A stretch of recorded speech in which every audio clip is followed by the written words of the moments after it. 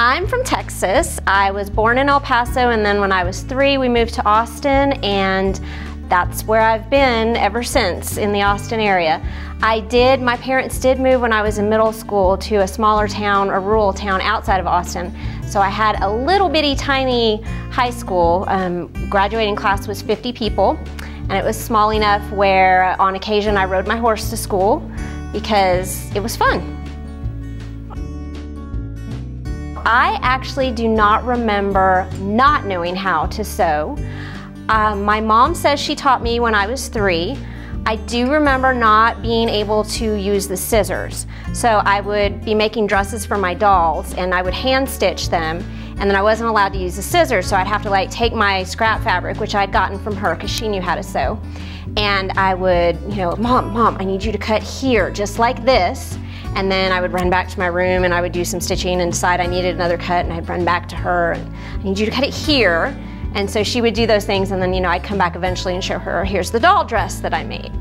I do remember being 5 when she taught me to use the sewing machine, and she drew lines on fabric, and I had to before I was allowed to try to sew anything, I had to try to sew on top of her pencil lines on the fabric. And when I was good enough at that, then I was allowed to attempt to sew a thing other than lines. A lot of doll pillows, that kind of stuff, doll sleeping bags. And then I just kept sewing all through middle school, high school. If it was too complicated, I would get my mom to help. She did things like she sewed my prom dress, she sewed my wedding dress. So it's something that has been in our family for a long time. She actually learned to sew because my grandmother knew how to sew, because everybody did at that time. But my grandmother bought, in the 1960s, she bought this brand new fangled Singer sewing machine, and it came with lessons. And she didn't actually want to sew on the machine. It's just, you had them in the household back then. So she sent my mom to the lessons that came with the machine because she didn't want to go, and she thought somebody should know how to use it.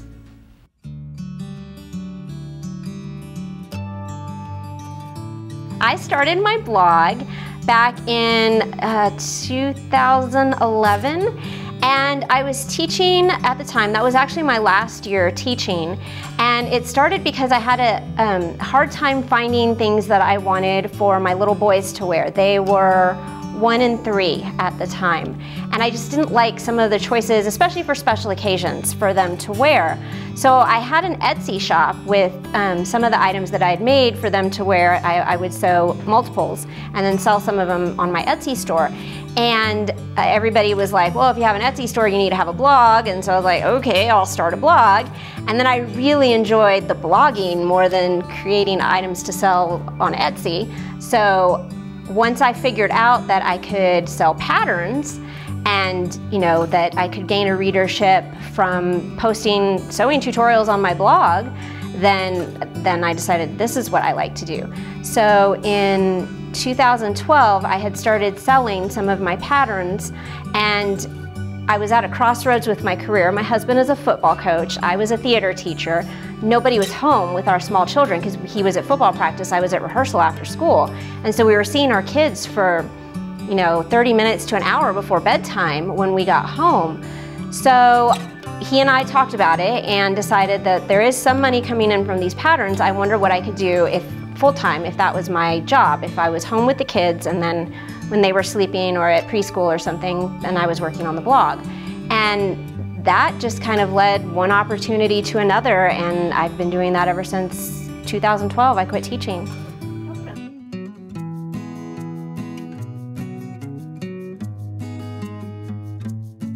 A lot of women find themselves frustrated with how ready-to-wear clothes fit, and so they take up sewing, and then they find themselves frustrated with how sewing patterns make them fit. And I think we don't teach sewing in schools anymore, so a lot of things like how to adjust patterns to fit you, those skills aren't taught. And they used to, like in my grandmother's age, or even when my mom was a teenager, those skills were kind of assumed. And this is now something that you have to seek out because it's not just handed down. It's not a skill that everyone knows, like how to boil an egg. So one of the reasons that they're so frustrated though with fit is the way that the standards were first created for women's sizing. They decided it was during World War II, they needed standardized sizing for uniforms. And so it came through the Army was where it started, that they wanted to measure everyone and get kind of an idea of like what is the average size person, what are their measurements, instead of everybody measuring themselves and basically getting bespoke clothing. So they put out a call to have women volunteer to go get measured so that they could compile all this data and like come up with average measurements. But the thing was, the women that were likely to respond to this call were people who, because they offered like a small payment for it. So that it was people who really needed that money, which was generally more impoverished people who tended to be thinner and have smaller frames. And especially between World War II era and now, the frame sizes have changed so much, and not all of the pattern makers or clothing makers have updated their measurements to some of the newer standards that are out. So it can get really frustrating, particularly when you see some of these older patterns that are commercial patterns holding on to their sizing from World War II, and we're just not shaped the same as we were, if we were even shaped that way at that time, because they sampled such a small, specific subsection of people, and then they just decided these are the averages for all people. So it's something I think valuable to learn, and it really makes you feel better when you can make clothes that fit you.